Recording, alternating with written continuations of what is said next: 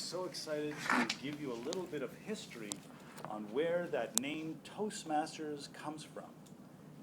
And you have to realize that the name toasting was a male-dominated sport in the 1920s when there would be cocktail functions and men would toast at the function. And Dr. Robert Smedley was the director of education at a YMCA. And he found that when he would have his meetings with his staff, that they would be very poor presenters. And he came up with an idea to create a social club which would focus on toasting. So the toasting of drinks and the socializing of men became the foundation of the word Toastmasters.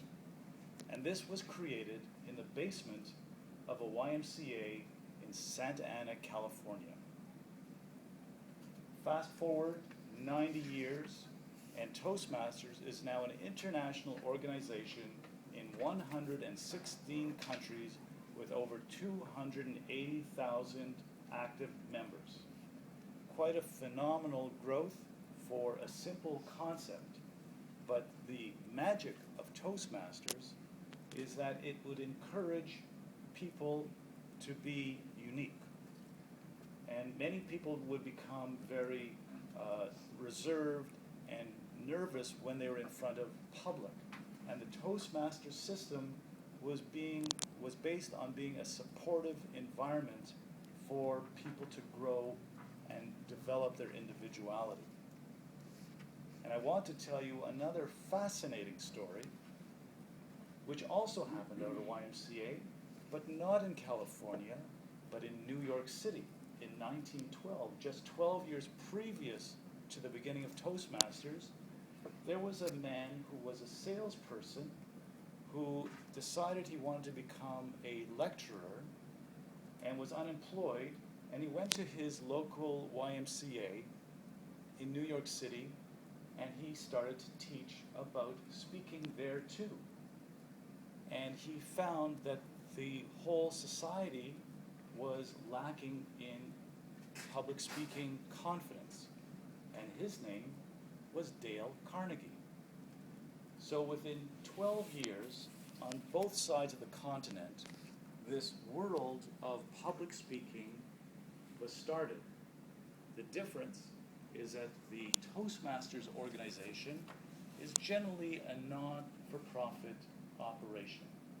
The Dale Carnegie one is a for-profit enterprise, and some of the costs to engage in their courses are quite costly. The Toastmaster system is really in 1912 costing, where for $100 a year you can get sessions at very, very low prices. So that is basically the story of Toastmasters, and we have found that people from all areas have improved their public speaking just by following the system. As a matter of fact, that beautiful lady down at the end, her son just won the area humorous contest just for following the Toastmasters system. Within a year and a half, he came from a shy, reserved, nervous kid to the winner of the district humorous contest. So I'd like to take this moment for you all, wherever you are in Radio Land, lift your arm with me for a moment and a toast to Toastmasters. Toastmasters. Thank you. Well, thanks, Earl, for that great overview of Toastmasters. But why don't you tell me, how do I become a member? How do I find you guys? Well, that's a really great question, Vicki. And the best way nowadays is to go to the internet and look up Toastmasters. And in Toastmasters, you will see Find a Club. And there you go and you search for something that's nearest to your home or office, whichever is the most convenient. Some people like to have their free time at night. Sometimes you can find a corporate club which is right in your building.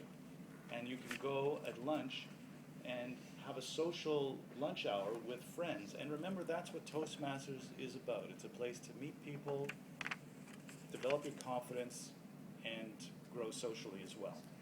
Great. So, is there a website that I can go to? Is there a general website that I can go to? Absolutely. Or anything like You that? can go to www.toastmasters.org, Great. and that will take you to the head website, and from there you will be able to navigate and find everything you need. So, you said that this whole organization started by a bunch of guys in the basement of a YMCA. I'm a girl. Am I allowed to be involved? Am I able to be around now? Is that okay? Can I be part of Toastmasters, or are we still just men toasting? No, you raise a very important point, and I thank you for sharing that with me, because absolutely Toastmasters is open to all people of all sexes and races and everything. In the old days, it was originally a men-dominated sport, and that changed in the 1960s. I think right around the time that women got the right to smoke and vote. To smoke and vote. That's awesome. One more question I have for you. So, why don't you explain to me how this system works? If I'm afraid of talking to people, how is me coming to Toastmasters going to make me be able to stand up in front of a group of people and just gab away? Wow, those are really good points. So we have a system to kind of break down the theory of making a presentation. And we teach vocal variety, we teach body motion, we teach building the structure, but more importantly, your Toastmasters are there to support you. And the building of the support builds confidence, and with your confidence, you become a better speaker. That sounds pretty interesting. That's all the time we have today for Radio MTO. Everybody, when you get a chance, go to www.toastmasters.org. Earl Tucker, thank you very much for coming today. We really appreciate it. Have a great day, everybody.